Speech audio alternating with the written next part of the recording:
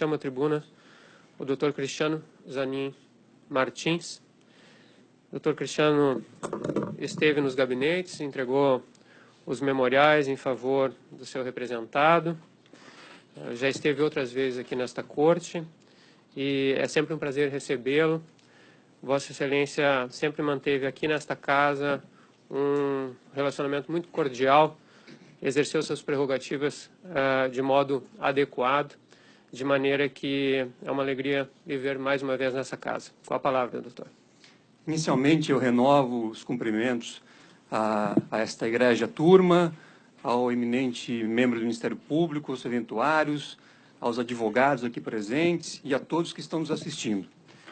Eu não poderia, antes de tratar efetivamente das razões recursais, de deixar de fazer um registro em relação à introdução feita pelo Ministério Público nessa sessão.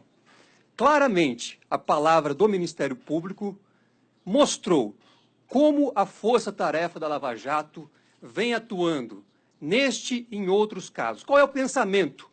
O pensamento é de censura à defesa, é de censura à academia, é de censura ao povo.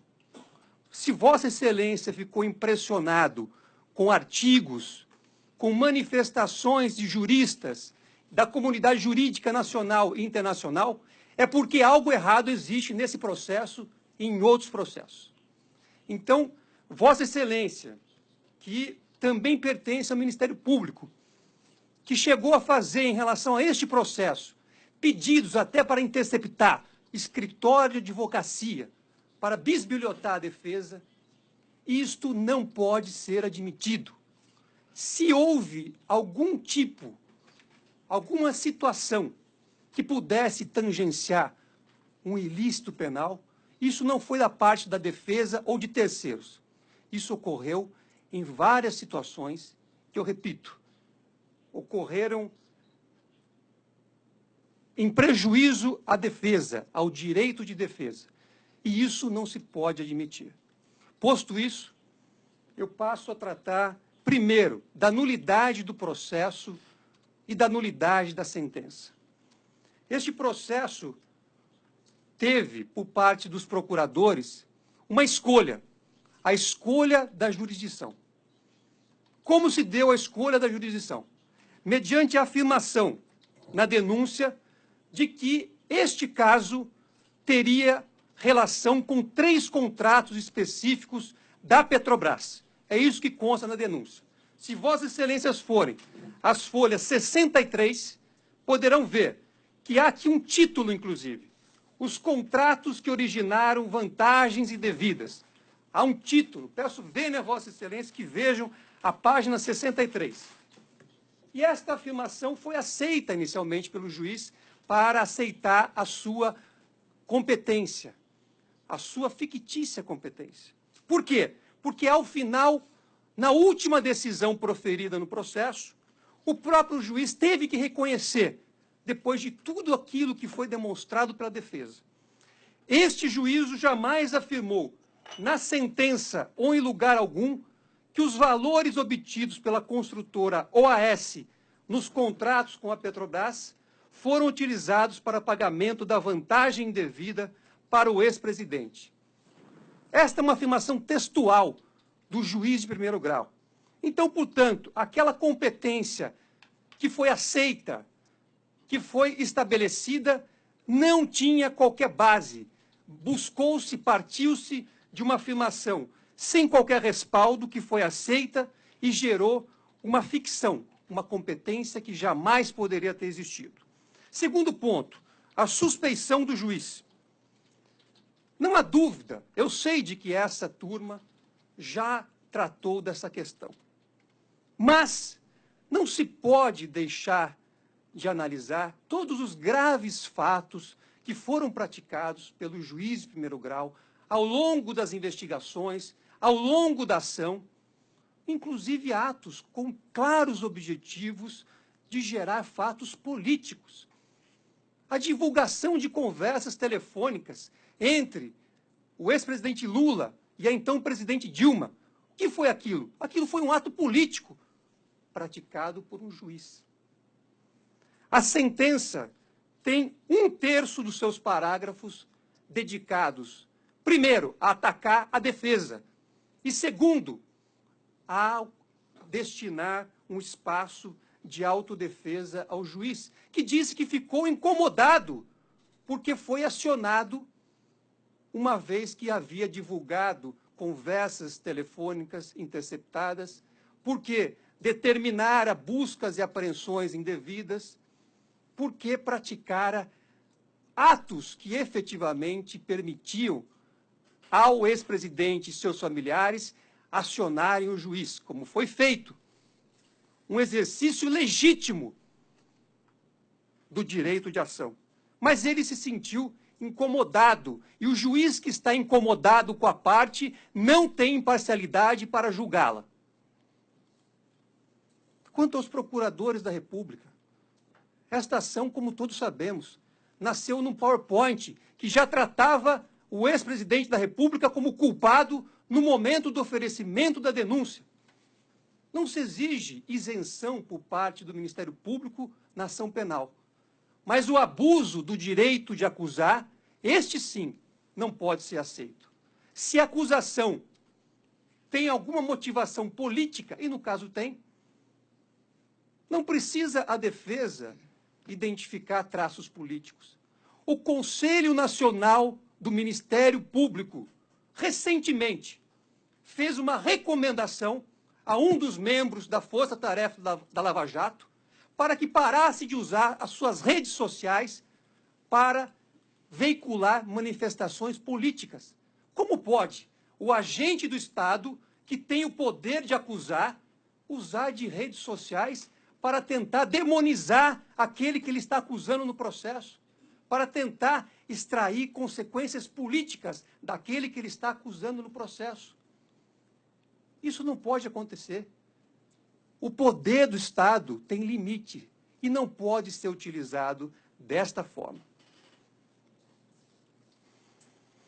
O cerceamento de defesa também é claro. Diversas provas foram requeridas e indeferidas. Inclusive, uma delas buscando identificar o caminho do dinheiro. Nós estamos aqui tratando de delitos financeiros e não há uma prova pericial feita com o objetivo de identificar o caminho do dinheiro. Vossas Excelências sabem que é imperativo, quando se trata de ação de crime que deixa vestígio, a realização de prova pericial. É o que está no artigo 158 do Código de Processo Penal. Mas aqui ela não foi feita, ela foi indeferida. E isso acarreta a nulidade do processo, segundo o artigo 564, inciso 3b, do Código de Processo Penal. A defesa não teve a oportunidade de produzir as provas que havia requerido no curso da ação.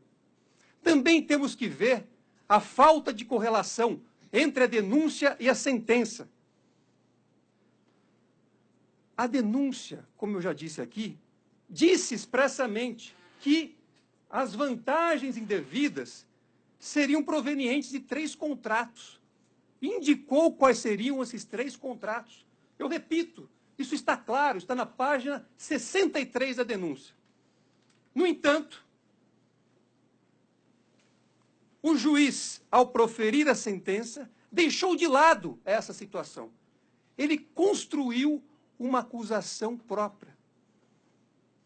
Mesmo que, ao receber a denúncia, ele próprio tenha dito, no despacho do dia 28/9, provas têm um custo, e o objeto da denúncia é determinado, relativo a 3 contratos.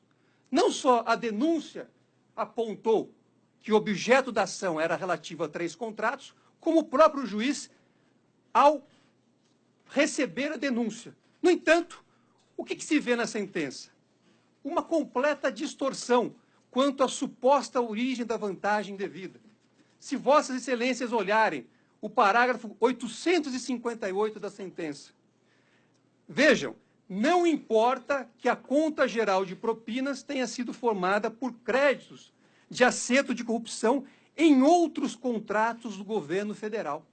Ora, os 3 contratos foram esquecidos. Criou-se aqui uma nova acusação. Também houve alteração da denúncia na sentença em relação à própria natureza da vantagem indevida. A denúncia dizia que o ex-presidente Lula teria recebido a propriedade do apartamento triplex. É o que consta na denúncia. No entanto, a sentença fala em atribuir o imóvel.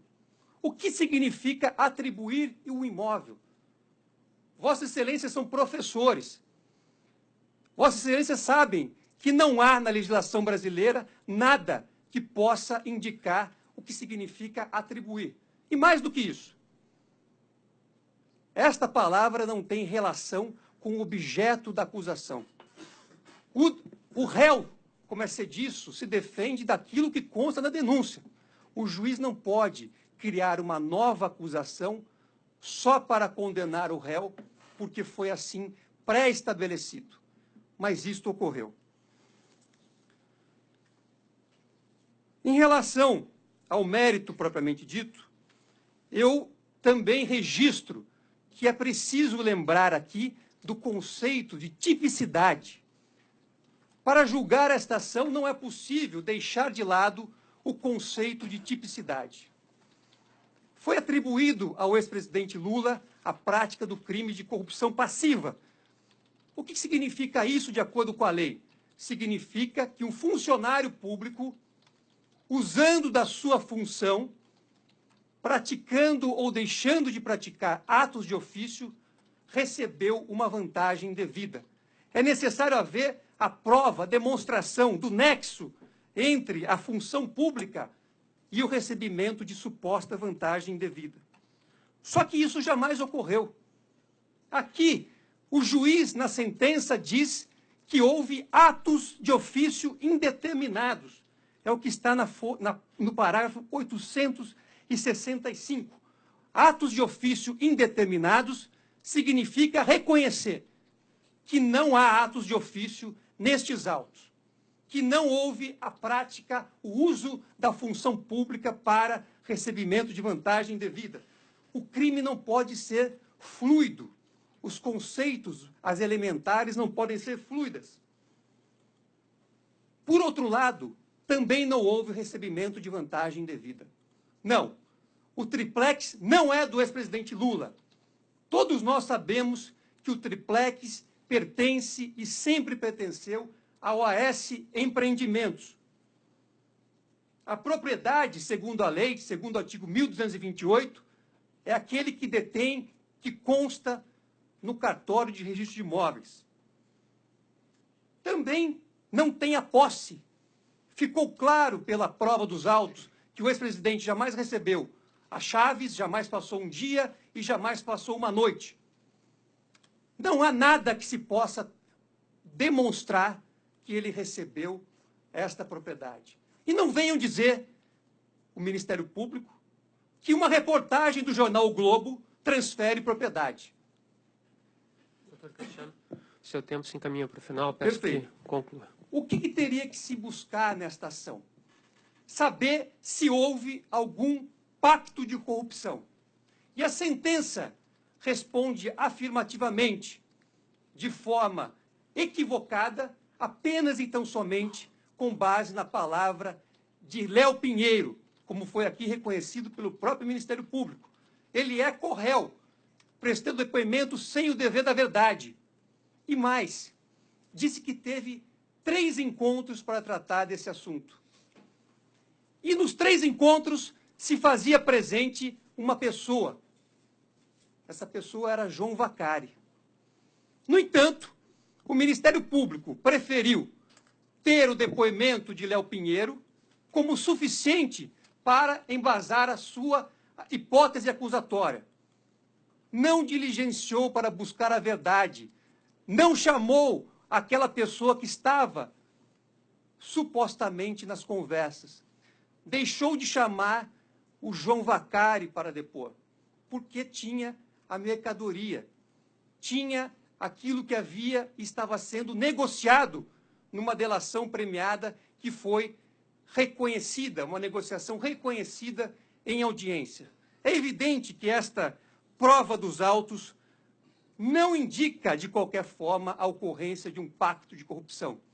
Em hipótese alguma, a palavra deste corréu não serve para incriminar o ex-presidente Lula ou quem quer que seja pela sua condição no processo, seja por estar negociando uma delação, e seja porque fez referência a uma terceira pessoa que não veio ao processo. Por que a palavra de Léo Pinheiro pode valer, por exemplo, e o próprio juiz de primeiro grau, e também esse tribunal, negou ouvir Rodrigo Tacla Duran sob o fundamento de que ele teria praticado crimes e a sua palavra não teria valor. Ora, seu tempo está é uma encerrado. incongruência. Já parto para a conclusão, Excelência. É uma incongruência. Então, o que se tem aqui é um processo nulo, que gerou uma sentença nula. E também um processo em que não foi feita a prova da culpa, mas sim a prova da inocência, que pede-se que seja reconhecida por uma questão de justiça, para que não se deixe a história fazer esta justiça. Peço a vossas excelências que sejam acolhidos os pedidos formulados ao final das razões recursais. Muito obrigado.